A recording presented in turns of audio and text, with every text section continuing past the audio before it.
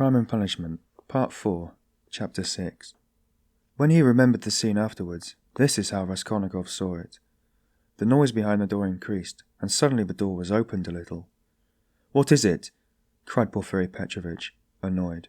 "Why, I gave orders—" For an instant there was no answer, but it was evident that there were several persons at the door, and that they were apparently pushing somebody back. "What is it?" Porfiry Petrovitch repeated, uneasily. "The prisoner Nikolai has been brought," someone answered. "He is not wanted. Take him away. Let him wait. What's he doing here? How irregular!" cried Porfiry, rushing to the door. "But he—" began the same voice, and suddenly ceased. 2 seconds, not more, were spent in actual struggle. Then someone gave a violent shove, and then a man, very pale, strode into the room. This man's appearance was at first sight very strange. He stared straight before him, as though seeing nothing. There was a determined gleam in his eyes. At the same time there was a deathly pallor in his face, as though he were being led to the scaffold. His white lips were faintly twitching.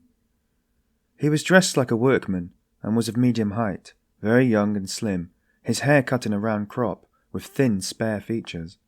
The man whom he had thrust back followed him into the room, and succeeded in seizing him by the shoulder. He was a warder, but Nikolay pulled his arm away. Several persons crowded inquisitively into the doorway. Some of them tried to get in. All this took place almost instantaneously. "Go away, it's too soon! Wait till you are sent for! Why have you brought him too soon?" Porfiry Petrovitch muttered, extremely annoyed, and as it were, thrown out of his reckoning. But Nikolay suddenly knelt down. "What's the matter?" cried Porfiry, surprised. "I am guilty. Mine is the sin. I am the murderer," Nikolay articulated suddenly, rather breathless, but speaking fairly loudly. For 10 seconds there was silence, as though all had been struck dumb. Even the warder stepped back, mechanically retreated to the door, and stood immovable. "What is it?" cried Porfiry Petrovitch, recovering from his momentary stupefaction. I am the murderer," repeated Nikolai, after a brief pause. "What? Whom did you kill?" Porfiry Petrovitch was obviously bewildered. Nikolai again was silent for a moment. "Alyona Ivanovna and her sister Lizaveta Ivanovna. I killed with an axe. Darkness came over me," he added suddenly, and was again silent. He still remained on his knees. Porfiry Petrovitch stood for some moments as though meditating, but suddenly roused himself and waved back the uninvited spectators. They instantly vanished and closed the door. Then he looked towards Raskolnikov, who was standing in the corner, staring wildly at Nikolai, and moved about him, and moved towards him, but stopped short, looked from Nikolai to Raskolnikov, and then again at Nikolai, and, seeming unable to restrain himself, darted at the latter. "You're in too great a hurry," he shouted at him, almost angrily. "I didn't ask you what came over you. Speak! Did you kill them?" "I am the murderer. I want to give evidence," Nikolai pronounced. "Ach, what did you kill them with?" "An axe. I had it ready." "Ach, he is in a hurry. Alone?" Nikolai did not understand the question. "Did you do it alone?" "Yes, alone. And Mitka is not guilty, and had no share in it." "Don't be in a hurry about Mitka. Ah, how was it you ran downstairs like that at the time? The porters met you both." "It was to put them off the scent. I ran after Mitka," Nikolai repeated hurriedly, as though he had prepared the answer. "I knew it!" cried Porfiry with vexation. "It's not his own tale he is telling." He muttered as though to himself, and suddenly his eyes rested on Raskolnikov again. He was apparently so taken up with Nikolai that for a moment he had forgotten Raskolnikov. He was a little taken aback. "My dear Rodya Romanovitch, excuse me," he flew up at him. "This won't do. I'm afraid you must go. It's no good your staying. I will... You see, what a surprise! Goodbye." And taking him by the arm, he showed him to the door. "I suppose you didn't expect it," said Raskolnikov, who, though he had not yet fully grasped the situation, had regained his courage. "You did not expect it either, my friend. See how your hand is trembling." "You're trembling too, Porfiry Petrovitch." "Yes, I am. I didn't expect it." They were already at the door. Porfiry was impatient for Raskolnikov to be gone. "And your little surprise? Aren't you going to show it to me?" Raskolnikov said sarcastically. "Why, his teeth are chattering as he asks. You are an ironical person. Come, till we meet." I believe we can say goodbye.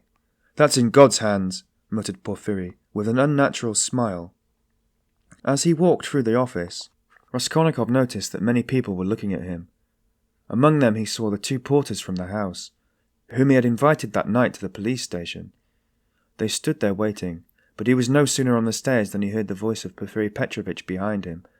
Turning round, he saw the latter running after him, out of breath. One word, Rodya Romanovitch, as to all the rest. It's in God's hands, but as a matter of form, there are some questions I shall have to ask you. So we shall meet again, shan't we? And Porfiry stood still, facing him with a smile. Shan't we?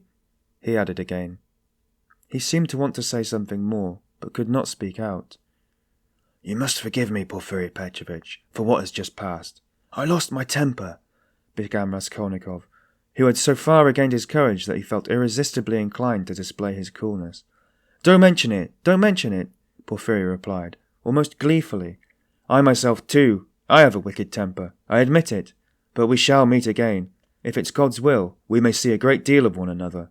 And we'll get to know each other through and through, added Raskolnikov. Yes, know each other through and through, assented Porfiry Petrovitch, and he screwed up his eyes, looking earnestly at Raskolnikov. Now you're going to a birthday party? To a funeral. Of course, the funeral. Take care of yourself, and get well. I don't know what to wish you, said Raskolnikov, who had begun to descend the stairs, but looked back again. I should like to wish you success, but your office is such a comical one. Why comical? Porfiry Petrovitch had turned to go, but he seemed to prick up his ears at this. Why, how you must have been torturing and harassing that poor Nikolai psychologically, after your fashion, till he confessed. You must have been at him day and night, proving to him that he was the murderer, and now that he has confessed, you'll begin vivisecting him again. You are lying, you'll say. You are not the murderer, you can't be. It's not your own tale you are telling. You must admit it's a comical business. Ha ha ha! You noticed, then, that I said to Nikolai just now it was not his own tale he was telling.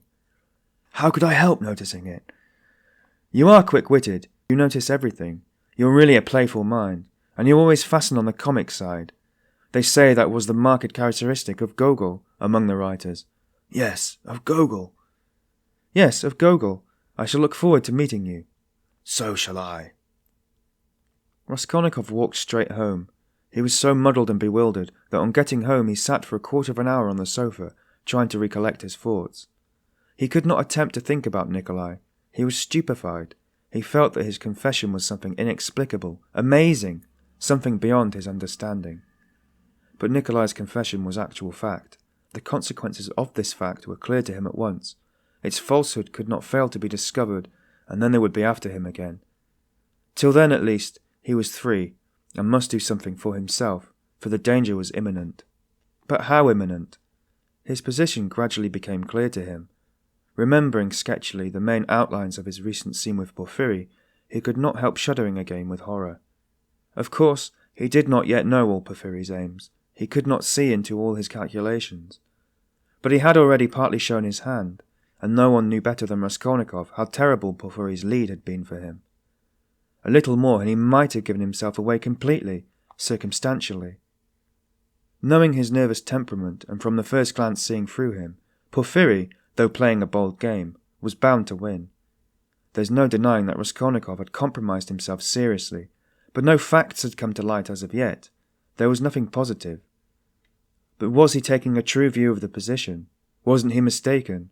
What had Porfiry been trying to get at? Had he really some surprise prepared for him? And what was it? Had he really been expecting something or not? How would they have parted if it had not been for the unexpected appearance of Nikolai? Porfiry had shown almost all his cards. Of course, he had risked something in showing them, and if he had really had anything up his sleeve, Raskolnikov reflected, he would have showed that too. What was that surprise? Was it a joke? Had it meant anything? Could it have concealed anything like a fact, a piece of positive evidence? His yesterday's visitor? What had become of him? Where was he today? If Porfiry really had any evidence, it must be connected with him. He sat on the sofa with his elbows on his knees, and his face hidden in his hands. He was still shivering nervously. At last he got up, took his cap, thought a minute, and went to the door.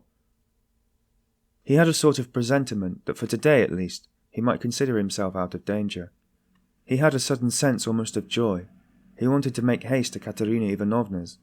He would be too late for the funeral, of course, but he would be in time for the memorial dinner, and there at once he would see Sonia. He stood still, again thought a moment, and a suffering smile came for an instant to his lips. "Today, today," he repeated to himself. "Yes, today. So it must be."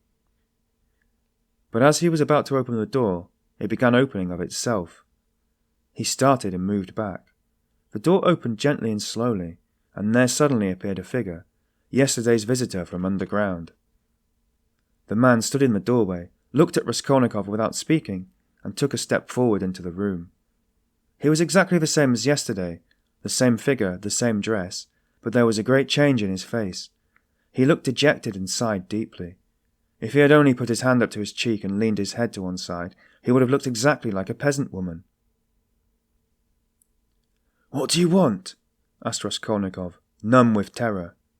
The man was still silent, but suddenly he bowed down almost to the ground, touching it with his finger. "What is it?" cried Raskolnikov. "I have sinned," the man articulated softly. "How?" "By evil thoughts." They looked at one another.